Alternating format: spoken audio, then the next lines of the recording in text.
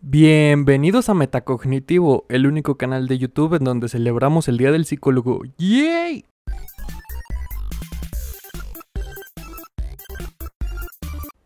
Estoy seguro de que el tema que abarcaremos hoy será, si no es que es la herramienta más importante que un psicólogo tiene a la hora de tratar con un paciente. También estoy muy seguro de que si tú en algún momento has ido con un psicólogo o con un terapeuta o quién sabe, tal vez hasta con un psiquiatra, has tenido que pasar por estas pruebas.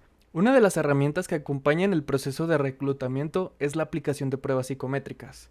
Tengo que aclarar esto porque hago estos videos para mi clase de psicología industrial, así que por eso les estoy dando en este punto este enfoque, pero no solamente sirven para esto, sino que también sirven para medir muchas otras cosas. Estas buscan obtener y medir datos a través de pruebas estandarizadas. Dichas pruebas buscan, de cierta forma, cuantificar niveles de conocimiento, de resiliencia e incluso de la propia personalidad. Existen una gran diversidad de pruebas. Principalmente podemos separarlas en tres ámbitos: el uso para el aspecto clínico, lo escolar, así como lo laboral.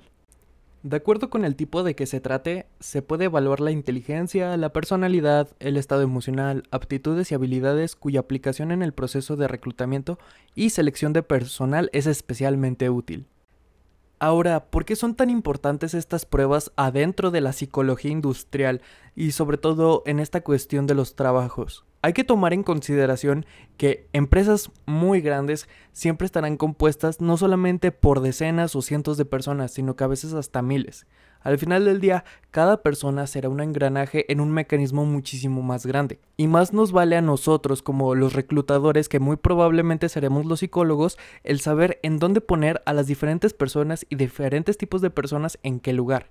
Porque al final del día, cada ser humano tiene su propia personalidad, habilidades, sus propias desventajas y tenemos que saber implementar todos sus pros y todas sus contras en ciertos puestos. Pongamos un ejemplo. Supongamos que tú tienes que reclutar a alguien cuyo trabajo va a ser de obrero. Tiene que ensamblar y acoplar piezas mecánicas a diario. En sí, tú dirías que necesitarías a una persona bastante inteligente, o mucha gente llegaría a pensar eso. Pero la realidad es que no. Cada uno de los puestos en una empresa necesita un tipo de inteligencia y de habilidades, al igual de personalidad, exactos para funcionar como se necesita dentro de la empresa. Por ejemplo, en este caso que ya te puse, tendríamos que tener una persona con un coeficiente intelectual promedio o hasta promedio bajo, porque no necesitamos a alguien que sea mucho más inteligente para su tarea o que esté sobrecalificado. Necesitamos solamente una persona que sea capaz de hacer su puesto, su trabajo y que sea lo suficientemente consciente para hacerlo de buena manera, sin embargo, que no esté sobrecalificado, ya que ahí podríamos estar desperdiciando rasgos de liderazgo o rasgos matemáticos o un montón de rasgos que podrían servir para otros puestos. Tanto para bien en ese caso como para mal en otro caso. Imagínate una persona con un coeficiente intelectual tan grande que literalmente podría, por así decirlo, sabotear un poco el sistema de mecanismos y robarse piezas sin que los demás se den cuenta. Al final del día, esto a la empresa en sí no le conviene. Por eso es muy importante saber qué tipo de personas ponemos en qué puestos de la empresa.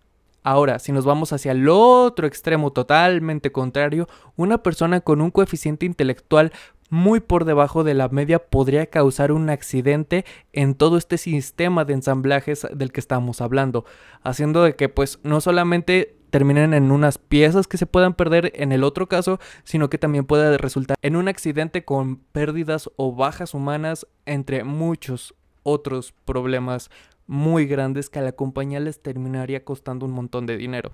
De esta manera y con este ejemplo creo que se puede dar a entender el por qué necesitamos medir la cantidad de inteligencia o incluso el tipo de personalidad que cada uno de los empleados en nuestra empresa van a tener, porque al final del día van a cumplir un rol dentro de la empresa y necesitamos que sea una maquinaria que funcione conforme a todas sus piezas de manera muy bien afinadas. Aunque claro, no hay que olvidar que estas pruebas no se originaron exactamente para esto. Estas pruebas pueden ser utilizadas en muchísimos ámbitos todo el tiempo. Deberían de ser incluso utilizadas en la escuela si a mí me lo preguntan, pero tristemente nuestro sistema educativo no está adaptado para eso. En general, los psicólogos los utilizamos más generalmente para saber diagnosticar psicopatologías, entre rasgos de personalidades disfuncionales, entre muchas otras cosas. Pero este tipo de pruebas créanme que pueden ser muy útiles. Y yo los invito a que investiguen más al respecto con muchísima más profundidad para que sepan la importancia de estas pruebas y puedan entender un poquito más cómo es que probablemente pueda funcionar el reclutamiento en alguno de sus puestos de trabajo a futuro. Y quién sabe, tal vez puedan conseguir una ventaja de ello o puedan entender de mejor manera todo lo que está sucediendo. Sin mucho más que decir, aquí Metacognitivo, me despido.